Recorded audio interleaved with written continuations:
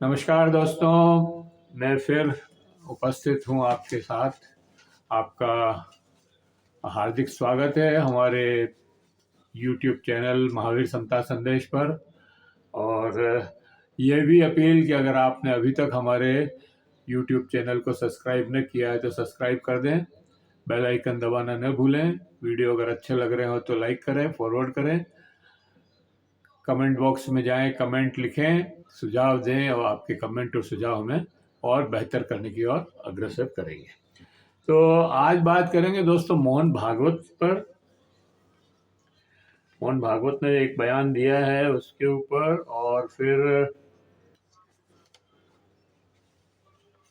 Taipei की संसद में जो धक्का मुक्की हुई है उसके ऊपर, और मणिपुर पर, और यूक्रेन रूस युद्ध पर। छोटी छोटी खबरें हैं लेकिन अच्छी है, आपको पसंद आएगी। तो बात करते हैं मोहन भागवत के बयान पर।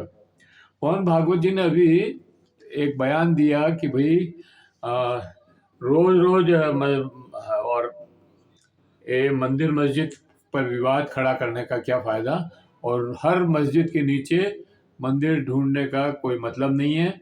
एक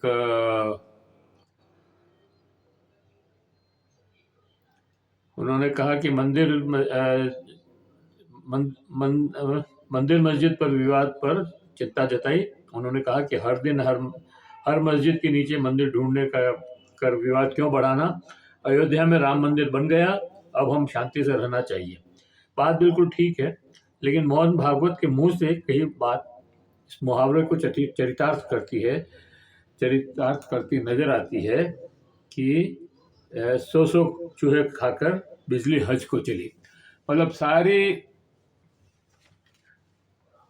घृणा फैलाने का, हिंसा करने का और पूरे देश में माहौल बिगाड़ने का काम करने के बाद आरएसएस प्रमुख ये बयान दे रहे हैं, तो ये अब कौन मानने वाला है। आपने तो छुट्टे सांड को छोड़ दिया, अब वो जिधर दौड़ेगा उधर तबाही करेगा। और पहले पूरे देश में आग लगाई और अब जनता को शांति की अपील कर रहे हैं। अब तो आपने पुलिस, सेना और न्यायालय तक में देश में धर्म के नाम पर आग लगाने वाले पैदा कर दिए हैं। आपकी अपील कौन सुनेगा। आपने मतलब आरएसएस ने सत्ता में पहुंचने का आसान रास्ता अपनाया, और जिस पर सवार होकर दंगे कराकर भाजपा जो है सत्ता में आई है, उसी रास्ते पर अब हमारे पूर्व सीबीआई राज्यसभा के सदस्य बन गए गोगोई साहब, और अब इनाम मिलने की बारी चंद्रचूड़ साहब पर है। क्योंकि संभल का भूत तो इन्होंने ही निकाला बाहर, बोतल में बंद था, इन्होंने ही उसको जिनको बाहर निकाला, और अब वो तैयारी में बैठे हैं कि मुझे कहाँ कौन सा पद मिलता है। इसी तरह से बंगाल के वो गांगुली साहब, बंगाल हाई कोर्ट के, उन्होंने एक दिन पहले इस्तीफा दिया, आरएसएस बीजेपी ज्वाइन की और टिकट मिल गया और चुनाव लड़ लिए। तो ये रास्ता आप ही ने दिखाया है। उन्होंने बयान दिया कि मैं आरएसएस का सदस्य हूं और ये वो सब। तो इलाहाबाद के जज साहब शेखर कुमार यादव उसी रास्ते पर निकल पड़े हैं, और उन्होंने जो बयान दिए, अगर उनके ऊपर महाअभियोग भी चलेगा, महाअभियोग सिद्ध होगा कि नहीं होगा वो तो एक अलग बात है, लेकिन उन्होंने अपना स्कोर पूरा कर लिया। उन्होंने अपनी जो आस्था थी या अपना विश्वास जो है जहां प्रकट करना था, मतलब आरएसएस में और भाजपा में, वो उन्होंने कर दिया। अब भले आज निकालो तो कल वो आरएसएस के मेंबर, मतलब राज्यसभा या विधानसभा 2027 के चुनाव या और कहीं उनको कहीं न कहीं अच्छी जगह मिल जाएगी। ये उन्होंने बंदोबस्त एक बयान से कर लिया। इसके पहले भी कई बयान देते रहे हैं वो, लेकिन ये उन्होंने जो है पूरा अपने बंदोबस्त कर लिया। इसी तरह से माननीय उपराष्ट्रपति जगदीप धनखड़ साहब अपने राज्यपाल के कार्यकाल के समय बंगाल में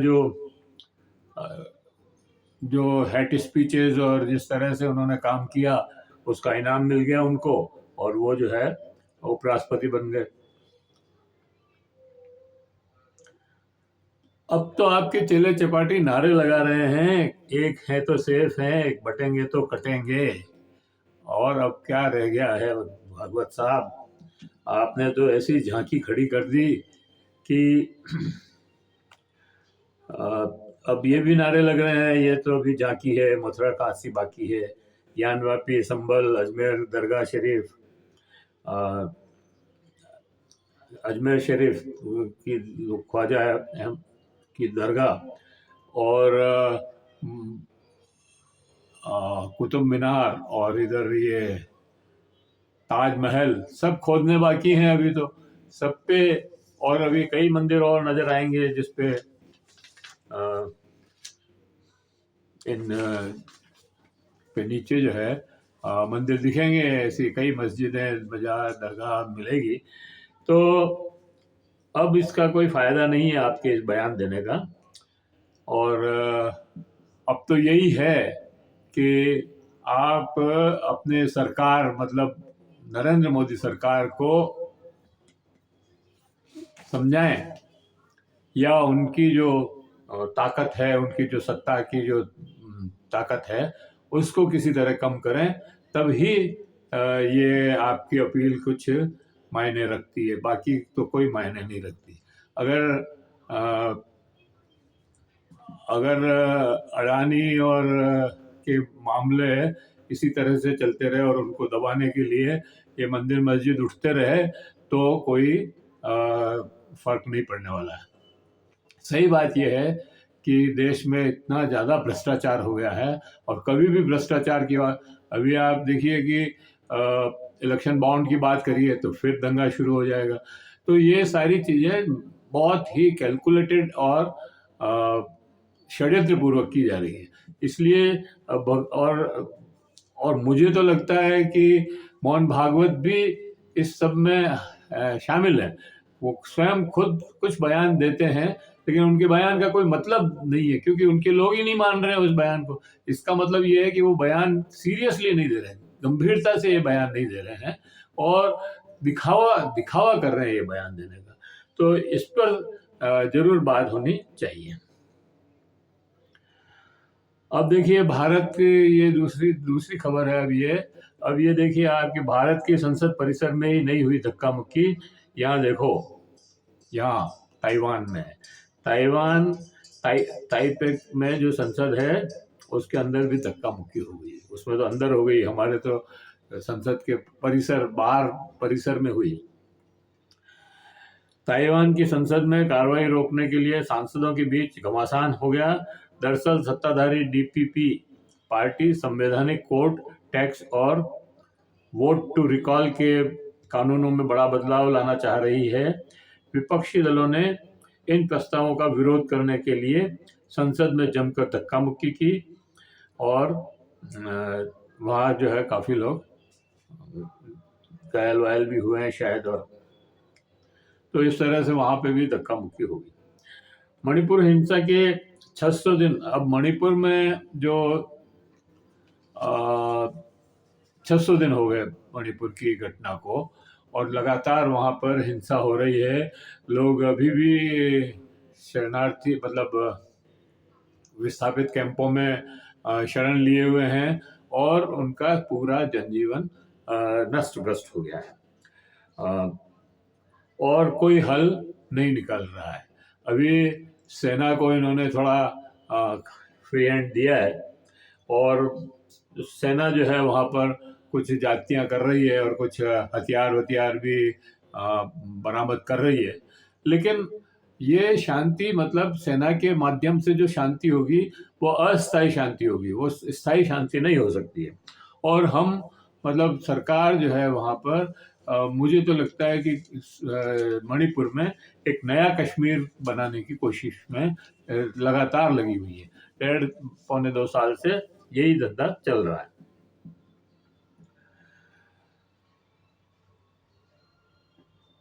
हमारा मानना है कि मणिपुर में एक भाजपा की निकम्मी सरकार जो वहाँ पर है उसे बर्खास्त करना चाहिए और वहाँ के नेताओं से संवाद आरंभ करना चाहिए। जब तक आप संवाद नहीं करोगे किसी भी समस्या का हल नहीं हो सकता। आप किसानों की समस्या का हल नहीं करना चाहते क्योंकि आप संवाद नहीं करना चाहते हैं। आप यहाँ पर मणिपुर में आप संवाद नहीं करना चाहते, आप कश्मीर में संवाद नहीं करना चाहते, आप बांग्लादेश की समस्या जो हो गई है उस पर भी आप बात नहीं कर रहे हैं। तो आपको क्या मतलब, जब तक आप बात नहीं करोगे कोई भी समस्या का हल नहीं हो सकता है। और मजे की मतलब मुश्किल की बात है, ये बहुत ही गंभीर बात है कि स्विट्जरलैंड ने आपके मोस्ट फेवरेट नेशन का दर्जा छीन लिया है।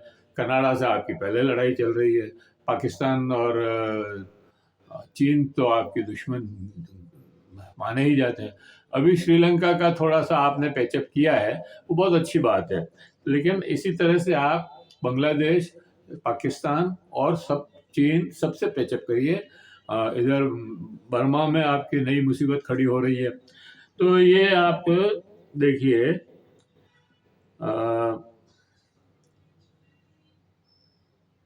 सेना द्वारा स्थापित शांति बहुत कामयाब होने वाली नहीं है। थोड़े दिन में फिर वहां दंगे होने की संभावना है।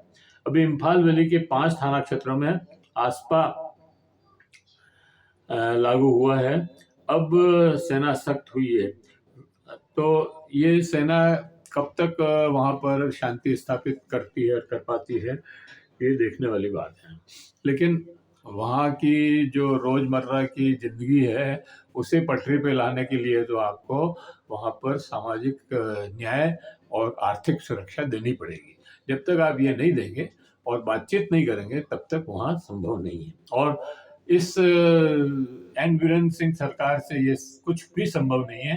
आपको वहाँ पर तत्काल उनको बर्खास्त करना चाहिए, राष्ट्रपति शासन लगाना चाहिए, हो सके तो नए चुनाव करवा देने चाहिए ताकि वहाँ की जो ये स्थितियां बदलें। अब ये रूस ने अभी यूक्रेन की राजधानी में कीव में शुक्रवार को सुबह सुबह 8 बैलिस्टिक मिसाइल से हमला कर दिया। उस हमले में 12 लोग मारे गए।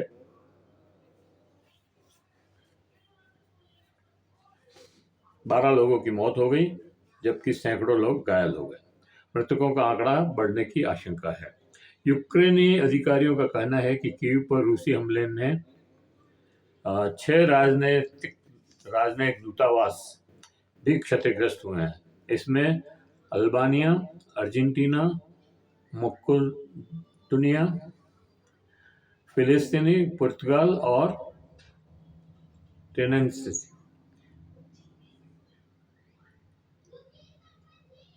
ये सारे देश शामिल हैं। इनके जो वो थे दूतावास, उनकी बिल्डिंगों को भी नुकसान हुआ है। लेकिन एक खबर ये भी है कि राष्ट्रपति व्लादिमीर पुतिन ने कहा है कि वो रूस यूक्रेन युद्ध रोकने के लिए बिना किसी शर्त के बातचीत करने को तैयार हैं। वो कह रहे हैं कि मैं ये समझता हूं कि बातचीत का मतलब समझौता होता है। वहीं दूसरी ओर यूक्रेन के राष्ट्रपति जेलेंस्की ने कहा है कि मैं अभी युद्ध विराम के पक्ष में नहीं हूं, क्योंकि रूस फिर से युद्ध शुरू कर देगा, उनका ये कहना है। पर अभी ये जो सारी तैयारी चल रही है वो 20 जनवरी के पहले शायद कुछ नहीं होना है, क्योंकि 20 जनवरी को ट्रंप वहाँ पर अमेरिका में राष्ट्रपति पद की शपथ लेंगे। उसके बाद ही कोई फैसला होगा, और शायद ट्रंप और पुतिन के बीच में किसी बातचीत के बाद ही यूक्रेन रूस युद्ध समाप्त हो सकता है। और इसीलिए यूक्रेन अभी यूक्रेन का 27% भाग रूस ने के कब्जे में है। ये जेलेंस्की कह रहे हैं। जेलेंस्की ने ये कहा है कि 27% यूक्रेन का भाग जो है रूस ने कब्जा कर लिया है, और रूसी सेनाएं पूर्वी डोनबास और उत्तर पूर्व में खार्किव और कम्प्यूस शहर और दक्षिणी पूर्व में एक बड़े क्षेत्रीय केंद्र जापोरिजिया शहर की दिशा में आगे बढ़ रही है। रूस की सेनाएं चाहती है कि कोई भी समझौता हो उसके पहले ज़्यादा से ज़्यादा यूक्रेन के एरिया को कब्जा कर लिया जाए, ताकि जब बातचीत हो तब इस सारे एरिया पर अपना अधिकार हो, या जो बार्गेन हो उसमें अपनी पावर ज़्यादा हो जाए। तो ये दोनों तरफ से चल रहा है। वो भी उधर लॉन्ग रेंज मिसाइल से हमला कर रहे हैं जेलेंस्की साहब भी, और रूस भी जो है बैलिस्टिक मिसाइल से हमला कर। लेकिन कुल मिलाकर के दोनों, या जितने भी भले सीरिया का युद्ध हो, अब सीरिया में भी अभी तक भी युद्ध चल ही रहा है, और इजराइल ने काफ़ी कुछ कब्जा कर लिया। अब इजराइल के और टर्की के बीच में भी युद्ध होने की संभावना नज़र आ रही है। और उधर कहा जा रहा है कि जॉर्डन नया युद्ध क्षेत्र बनने वाला है। इजराइल अब जो है रूस ये सीरिया की ख़त्म होने के बाद इजराइल पर हमला करेगा। और इजराइल, पता नहीं इजराइल क्यों करेगा हमला जॉर्डन से, क्योंकि जॉर्डन और इजराइल तो दोस्त हैं, उन्होंने की तो संधि है, और मिस्र और जॉर्डन की भी संधि है, और मिस्र भी इजराइल का दोस्त है। लेकिन अब ये इंटरनेशनल पॉलिटिक्स में युद्ध अब कोई नई चीज़ नहीं रही है। मतलब अब हर बार युद्ध हो रहे हैं, और संयुक्त राष्ट्र संघ जो है बिल्कुल निष्क्रिय, मतलब हेल्पलेस हो गया है। तो ये सारी चीज़ें हैं। अब देखना पड़ेगा कि क्या देश में, मतलब विश्व में क्या करवट लेते हैं। तो इस वीडियो को यहीं समाप्त करते हैं, और मुझे लगता है कि आपको वीडियो पसंद आया होगा, और पसंद आया हो तो आप लाइक करें, फॉरवर्ड करें और मैसेज करें, और कमेंट बॉक्स में जाएं, कमेंट लिखें, सुझाव दें। आपके कमेंट और सुझाव हमें और बेहतर करने की ओर अग्रसर करेंगे। जय हिंद, जय भारत। फिर मिलते हैं नए वीडियो के साथ।